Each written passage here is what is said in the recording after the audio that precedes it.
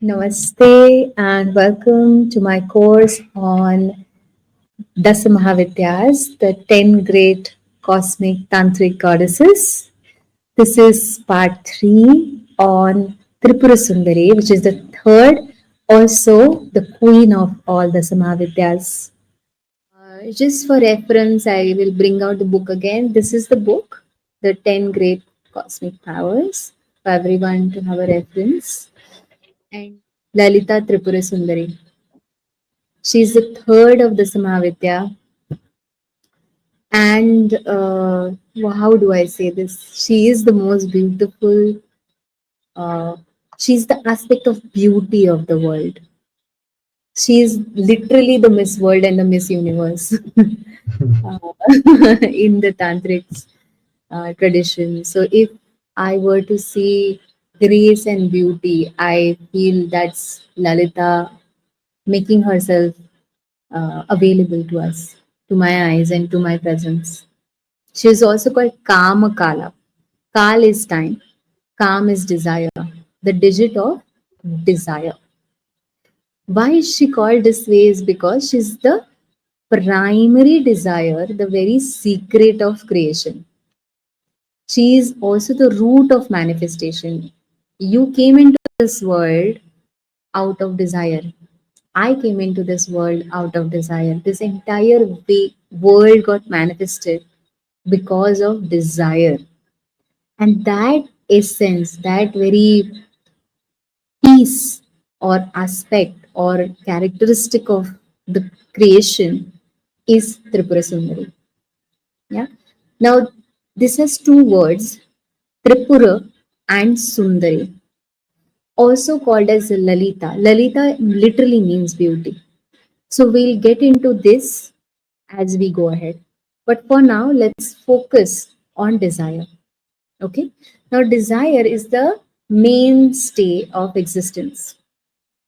The divine's desire to extend himself in manifestation. Okay. I will just make this so that we are able to see her and me both. Now, divine's desire to extend himself. So, imagine divine sitting and in nothingness, whatever you call it, the universe, Shiva, however you refer, whatever is your idea of divine. Hmm? And it says, I'm getting bored. Let me create something. That desire of the divine itself is Lalita Tripura Sundari. Okay. Imagine, I sometimes wonder how someone even perceived this idea and made a whole path out of it, right? So just appreciating the tantrics that laid this such a beautiful path for you and me to even explore today. Yeah. Now the divine's desire to extend himself in manifestation is transmitted down in the line in the individual trying to perpetuate himself. Of course, we try to perpetuate our species. Then also create process of possession, absorption, assimilation, and enjoyment. This is basically living human life. Now, the divine desires to give himself away in creation, right? It was like, okay, let me make this world. And then what happened? Then it also desires to receive back the creation to himself, correct? Everything is dying at all moments and everything is regenerating. And this cycle of birth and death continues. So it wanted to give away in itself away to creation, but also receive back. This twofold desire is the basis of love. And now we are getting into the most beautiful aspect of Tantra, how it defines love. I feel every spiritual path has this very beautiful expression of love, and that is represented by a whole goddess in Tantra. This is Lalita Tripurasundari, the twofold desire, basis of love. the vivifying bond that ties the creator and the created. The love I have between me and Arunachala, or me and Devi, or you and your beloved form of, saying about the creator. That love is represented by her. So now, as the author quotes, for love exists by itself and its movement is free and independent of the objects in which and through which it manifests. It has nothing to do with me or Arunachala, right? Love just exists. It does not manifest in human beings alone. It is everywhere. Its movement is there in plants, perhaps in the very stones in the animals, it is easy to detect its presence. Right? It's everywhere. And in those things, because there is no the new part of the mind, there's no extension of the brain, it's even more easy to detect. Love has no clinging, no desire, no hunger for possession, no self regarding attachment. It is its pure movement, the seeking for union of the self with the divine, a seeking absolute and regardless of all other things. Love divine gives itself and asks for nothing. What human beings have made out of it, we do not need to say. They have turned it into ugly and repulsive thing. And yet, even in human beings, the first contact of love does bring down something of its purer substance. They became capable of moment of forgetting themselves. For a moment, its divine touch awakens and magnifies all that is fine and beautiful. And to add to this, the Vigyan Bhairav Tantra has three methods to be done with a partner. Out of the 112 techniques of meditation, it only has three where there is another person sitting or participating. Why? Because 109 techniques are to detect presence everywhere in the stones, in the animals, in the nature, in yourself, in your body. And then the that are left, there is another human being. And Osho says something amazing. He says the reason that is there is because when two people engage in a sexual union, that opportunity to experience the divine is available for anybody, even if they don't know anything about Tantra or spirituality. They are just there. That opportunity is always available for anybody. And hence, Tantra should be taught and practiced. Why? Because that opportunity is available without any preparation. Okay. So now coming back from the Vedic perspective, what do Vedics say? They say love is an outflowing of the divine delight, the basic bliss underlying everything. And when bliss manifests itself in form, it expresses itself as beauty. So if there was an embodiment or personification of beauty, of bliss, it would be in beauty in the world. Now, as per the goddess, she is throned. She's sitting on the throne of transcendence. She holds love like a sovereign, in the whole manifestation. So she is basically the goddess of love as an aspect of this world, of this divine cosmos. And how does it manifest in all of us? As feelings of goodwill, kindliness, consideration, affection, comradeship, closeness, unity,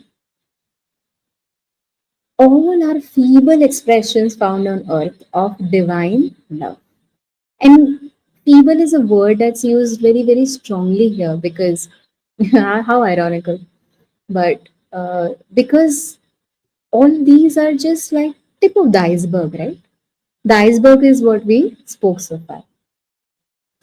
Okay. Now, so the force of the first fragmentation, the digit of divine desire, is the great goddess Kamakala, which is basically Lalita Tripurasundari. She is the empress of all sovereignties. So hence she is also called Raja Rajeshwari, someone who is the queen of the queens. She is also called Para Bhratika because of her essence and her ruling power. She is the mother of love, Kameshwari, and the mother of grace or beauty. Grace is Lalita, beauty is Sundari, right? So we have broken down Lalita and Sundari so far. Now let's go to Tripurasundari. She is known as Tripurasundari, the beauty par excellence in the triad. Okay, Pura means city, right? And Tri means triad. Now, what is that? It stands for the city, place, or field of action, and Tripura denotes the threefold field. Now, what are these fields? Okay, we'll get into them a little later. Okay, so the first part we need to understand is that she is the divine impulse for all the creation, and that's the reason she forms the triangle, the yoni, literally the yoni or the portal from where all this manifestation happens. Okay. Now coming back to the triad. So they refer to as the Sat Chit Anand or all the three states. You may have heard this that the Brahman is present beyond all three states, whether you're sleeping, you're awake, or you are going in deep sleep, right? So it's called Jagrat, Swapna, and Sushupti.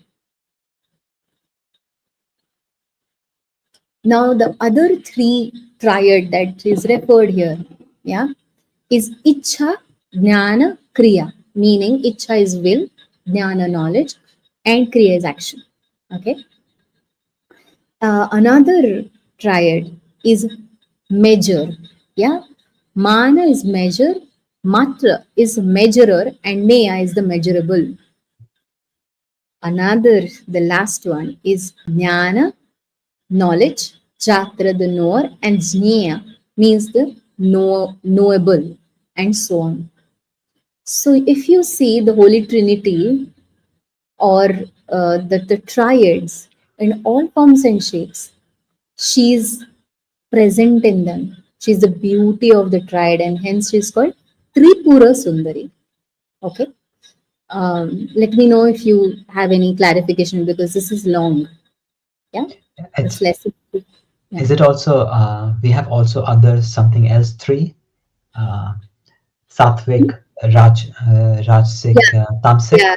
Yes, correct, correct, correct. Now you're getting the hang of it. So all forms of triads, all three worlds, the heaven, the ether, and whatever, earth. Yeah, Yeah. yeah. Then who is she? Okay. From here's where it gets the most interesting. This is like the crazy part of Lalita.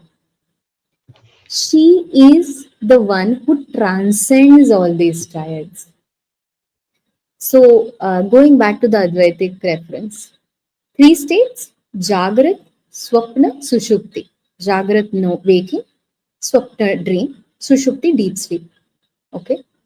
Now, how Bhagwan, like Ramana Maharshi, mentions this is that awareness is present is as like a background, and in the foreground these three states are happening in our entire day, correct? Yeah. Either we are awake or we are dreaming or we are in deep sleep. But that one who knows these three is awake. It's truly the Brahman experience. And she, in Tantra, we call it Turiyam or Turiya state, which is Okay. the background in which all these triads are taking place. Hmm. So Devi is Tripura Sundari is because she knows and she's sitting at the top of this game. She's the Hmm. presiding and the encompassing. She's also part of all that, but she's also presiding over these deep trials. So Yeah. she's the imminent in at the same time transcending every trial. Okay, so she's Yeah. present and also transcending. Now the three personalities, she also has three personalities. Every goddess usually has different personalities, right? Are Bala, Tripura Sundari, and Tripura Bhairavi. Okay, now Bala is actually her daughter. Bala is literally the child, the baby, not baby, but a child form of Tripura Sundari. Okay, she is easily accessible to someone who's just starting on the path. She is given three different levels. In her case, her personalities are not her nature, but in terms of her age, sort of a thing. Yeah. So the youngest one is called Bal, also called as Shodashi, the Mm. 16-year-old, Okay. young. Mm. And her grace, whenever she gets like favors you, her it will automatically come from her mother also. So you don't have to worry that if I just pray to Balasubramanian, will the other one come around? They will come around because she's the mother. They're not separate. But someone for whom they want easy, simple, basic, beginner level thing, she's created this aspect is present for you. Yeah. Now Tripura is also the Tripura Sundari is the beautiful one. Now she is a full adult woman at this point. At this point, she is representing the beauty part of it. Now the third one, as we all have seen how the third one goes, is Tripura Bhairavi, which is the terrible, yeah, where it gets difficult, yeah. The one, basically the two sides, Tripura Bhairavi and Sundari are aspects of the same, like two sides of the same coin. Okay. Now Tripura Sundari also is the Rajarajeshwari, as we discussed. She's the queen, she's the Maharani, and she functions like that at the same time. Okay. Now, in her aspects, you must refer in your own journey to the aspect that makes most sense to you. This is a side note, by the way. This is how I have navigated Tantra. I felt a calling. Then I either went to a temple or I did a sadhana or I read a book like or I'm sharing this today, always being guided by the goddess. So instead of you picking the form, you let her guide you. Yeah. Yeah. You let Devi show you the path. You go in your meditation and you talk to her as if you would talk to me right now or talk to anybody who's a wiser self. And you ask her, which part of you should I reach out to right now? And you'll be amazed. She's very present at all times.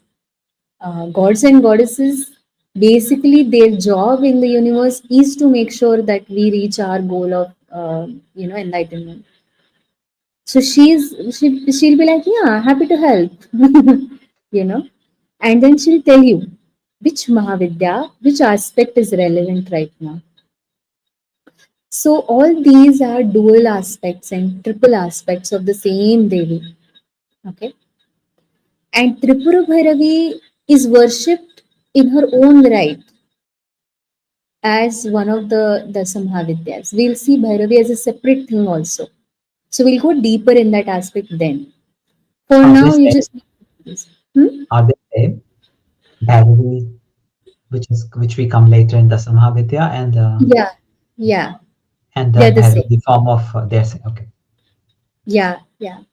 Bhairavi's job technically is to destroy or like create scatter Okay. in any form and shape. So it may come as say Linga Bhairavi, for example, that is kind of popular at this point, or it may come as other forms of Bhairavi. but their essence is pretty much the same, but they could be respected in different aspects. Yeah, Okay. Yeah. worshipped in different ways. Yeah. Okay, so now the basics. She has four hands and three eyes. As you can see in this photo, I found this photo very amazing also. So here they have a lot more going on. They also have the star and everything, but she actually has three eyes. Oh, I'm Okay. not displaying that photo. Sorry. No. Yeah. It's a different one. Okay. I think I didn't add it. Okay. But now your Yeah. imagination has to do the job. Yes. She has three eyes and four hands. There is six hands also here.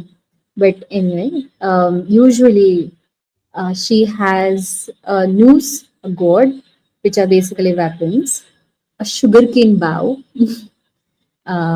with five flower arrows. So if you see here, she has this bow, right? Yeah. These are this is what the Cupid representation is. Okay. Yeah. Yeah. Yeah. So the where do does he get? He gets it from Lalita. And rest of other things are as other goddesses because they are warrior goddesses by default.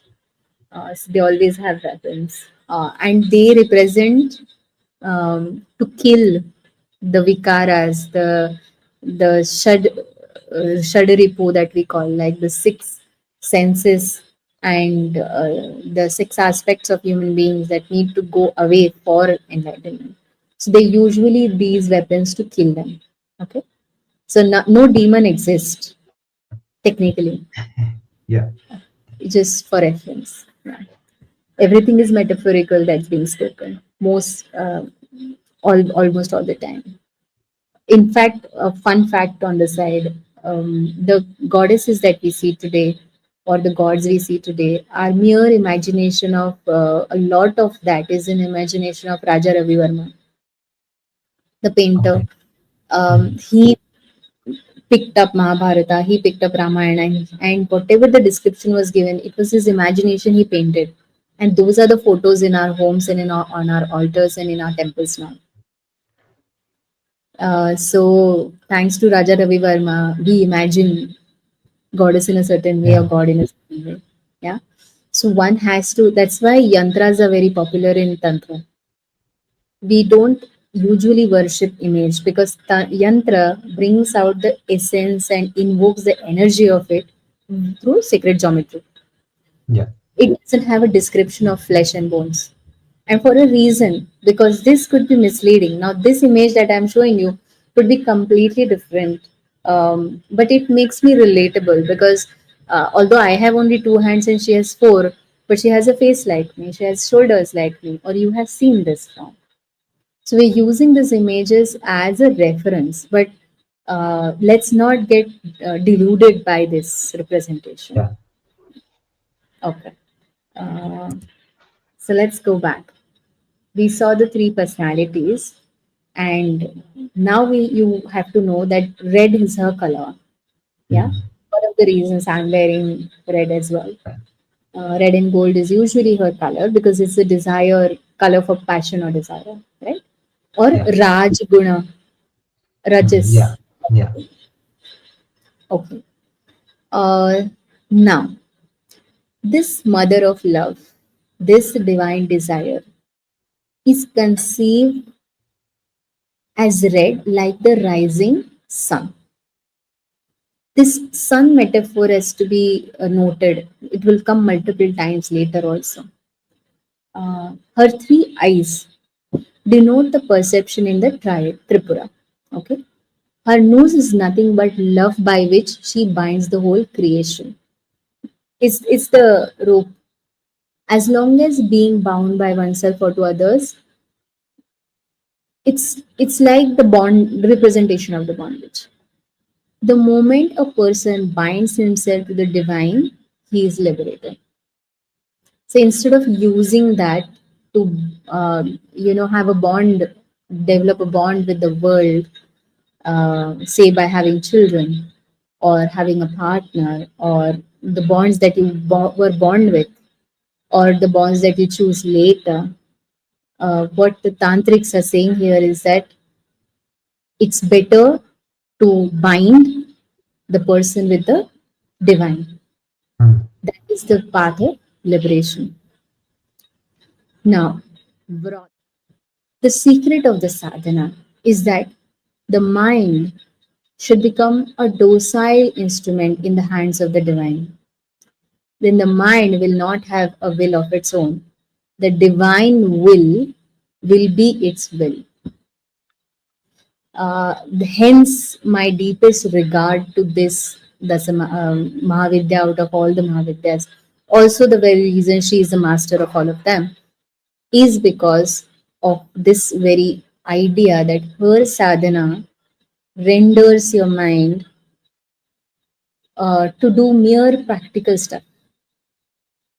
I mean, this is a personal experience that there is so much beauty that you're stunned by the workings of the universe.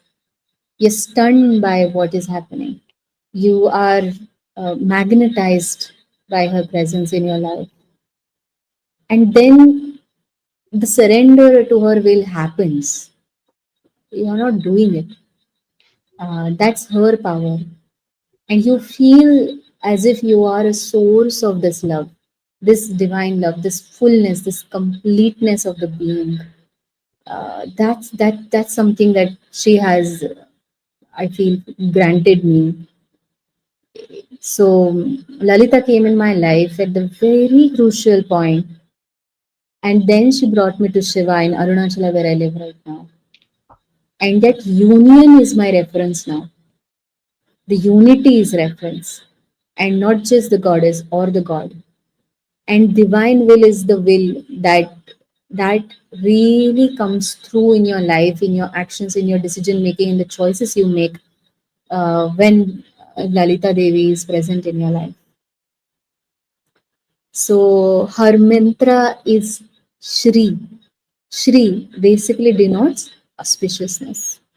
So it's basically Shri Vidya. Now Vidya means knowledge.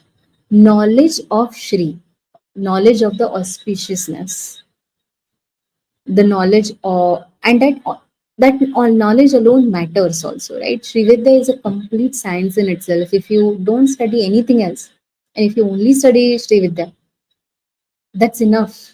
You would not need anything else. It's so holistic. So how they describe it is very beautiful. It is the knowledge by knowing which all other things are known. So someone who called this book a book, the name book came later, right? That knowledge to name this book is Sri Vidya. That's the primary essence of knowledge. A liberation not elsewhere, but here and now is the goal of the worshippers of Sri Vidya mantra. mm, Okay? Again, coming back, the process of indulgence and living in the here and now and fully present. Now, the Tantra declares that by mere knowledge of Sri Vidya, all accomplishments result. Everything can be accomplished through this. Now, why is it held in such high esteem? Why the tantrics feel this is like the highest thing? It's because the realization of this mantra, the sound body of the deity, it's the sound body of the deity. Meaning what? So I'll read the mantra in English, but my pronunciation might not be exact. But it goes like this: Shri Vidya Janamatrena Sarva Siddhi Prajayate. Now, when you speak this, you are referring to the sound body of the deity. Okay, it is the deity itself formulated in a sound, like a formula. है ना? Now, water it's H2O, correct? Now, if I tell someone give me some H2O, they may look at me like this, but I am literally asking for H2O. There is nothing wrong about this. It's just not the way we say it. So we may call her Tripura Sundari, but we can call her by her formula or by her mobile number, I can say. So when Yeah. you say a mantra, it's basically their mobile number. You call them, Yeah. and once in a while they receive, and then they grant you what you need. Yeah. So that is the sound body of the deity, Yeah. and that Like is what. yantra is a like Hmm, yantra is the geometrical form of the. exactly, exactly. Well said. Yeah. So that is what we do in the dhyana. So in meditation, you close your eyes, you say this mantra, or you reflect on the yantra. Both will act as the exact same device. Yeah. Now the identification is so complete as Sundari and her mantra that it is referred to as the highest mantra in the tradition because of how how beautifully it's articulated. Yeah. Now Shri Vidya is her body, and Shri Chakra is her form pattern.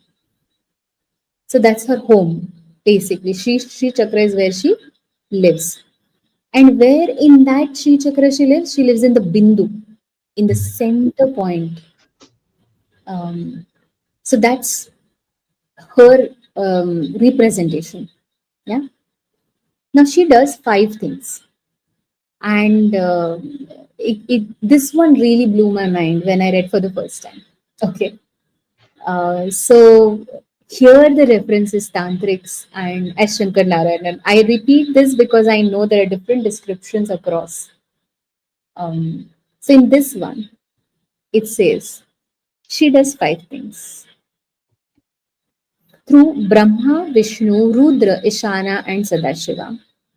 What are they in charge of? Five acts: Srishti, the creation; Sthiti, the maintenance; Samhara, the withdrawal; Tirodhana, concealment; and Anugraha, taking up again in grace, and the task of creation. Right?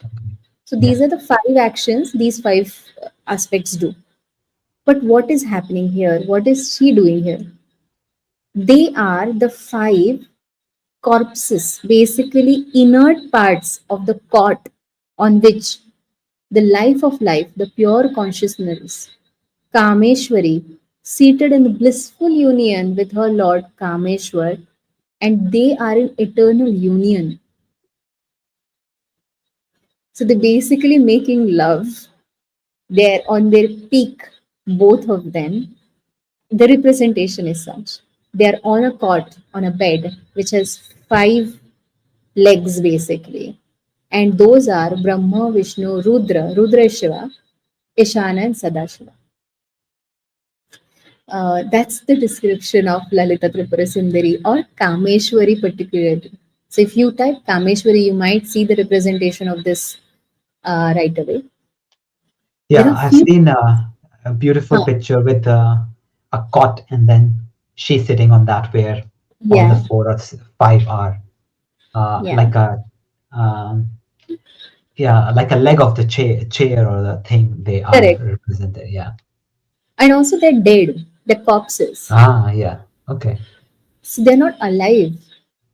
They don't have a say in what she's doing. Yeah. They are just inert. Ah, dead in that sense. Okay. Yeah. Yeah. Yeah, they are not active. This Yeah. union is active. Yeah. So contemplation of Shiva and Shakti union is the uniting with oneself. That union is very important. So here is where I'm going to share a crazy experience that I have had. And I'll see if I can link the video down below for everybody else to see. When I came to Tiruvannamalai in Tamil Nadu, I live here right now. I was doing this sadhana, and I lived in Orville. I had not come here for 5 years. I had come once before 5 years and never again. Hmm?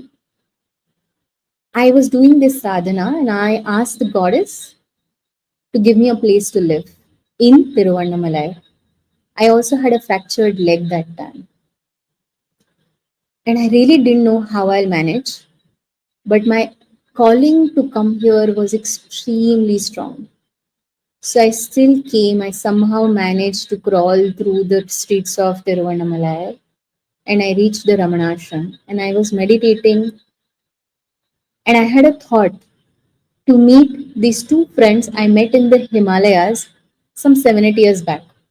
Somehow I think I had seen some post from them or whatever that they are in Tiru. So I texted them in the middle of, like, in the hall where phone is not allowed to be used. I texted them and they said, yeah, yeah, we'll come pick you up. We didn't know you are in such trouble or whatever. They came, they picked me up, and they asked me, how is your experience here? And I said, I just feel the rest, the grounding I've never felt in my entire life. And this was my first experience of Purusha, which is the stillness, on the Devi path. And as I was describing it, one of them just looked into my eyes and said, why don't you live longer here? And I said, yeah, I would love to, but I want to live in an ashram or something. I cannot do a hotel or whatever. I'm in such an, I want to be in that energy. And then the wife out of this couple said, why don't you live in Lalita Ashram? Hmm. And tears started flowing. And I was like, you're kidding me. This can't be possible. And she said, yeah, there is Lalita Ashram right here. They don't allow everybody, but you seem to be already a Sri Vidya Upasaka, like someone who is already on the Devi path. So they may allow, but you will have to go ask yourself. Now, for your reference, this place can't be found on Google. It doesn't go by Lalita Ashram, or it has no, like, it's not popular. It has no reference as such in Thiru also. So, to anybody I told later, they were like, where is this? So most people here who have lived here 10 years do not know that it exists. It is that kind of a concealed place. But I got access to it just like that. And this temple is a very, very interesting setup. Now, for people who don't know what Arunachala is, it's said that this is a mountain which represents Shiva itself, which is Shiva itself. Okay. And it's one of the most powerful places in the world for Shiva, and the exuberance of it is like really present in its every morsel of this place. So this temple has a very unique setup. Now, for example, this is the goddess. Yeah, you enter from here, and this is the door. Yeah, on top of the door, they have glass. They have a transparent uh, wall. They don't have concrete. And just so this is the door, on top of it, there is a mirror. You can see the goddess in the mirror, but what you see behind that from the glass is the Arunachala itself.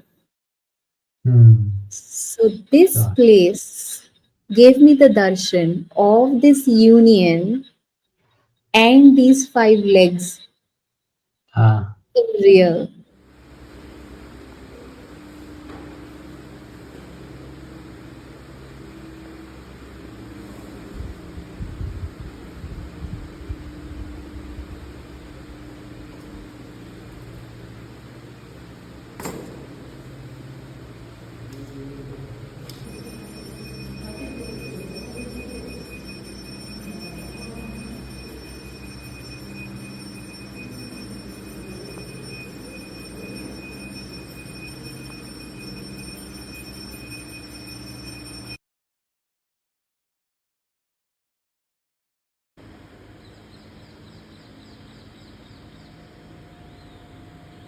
Union. And I cried further in this temple. I howled at some point, and I can't get up on my own. My foot is fractured. So this friend comes and then he picks me up, and he's like, Are we done here? Do you really want to live here, or this was the reason we came? And I said, no, I'm going to move here for life. And that followed, I moved my entire life to this place. And after that, my reference to Devi is the union I saw that day. Mm. It's not just Devi. And that's why Tripurasundari is so dear to me, because and I was doing her sadhana for 2 years before I arrived here. And I did all sorts of things. Wherever she asked me to go, however she asked me to dress, whatever she asked me of, I made sure I offered her. So she will Mm. ask a lot if you were to really go on her path. Um, but she's literally the sap of life, like the divine love and desire, and that basic bliss in everything. That is Lalita. That is Tripura Sundari. So her meditation is in the center of your head, okay? Like whatever you perceive somewhere, somewhere here inside. And it is a thousand petaled lotus. Her yantra is a thousand petaled lotus. So the whole idea of Tripura Sundari is very simple. She says one should go behind all willings of the mind without leaving the grasp of this in every process of their knowledge. No matter what process you're going on, what sadhana you're going through, what stage of life you're at, what struggles you have, what bliss you have, one shouldn't leave the grasp of this. So that's Tripura Sundari. Beautiful. Yes. So questions.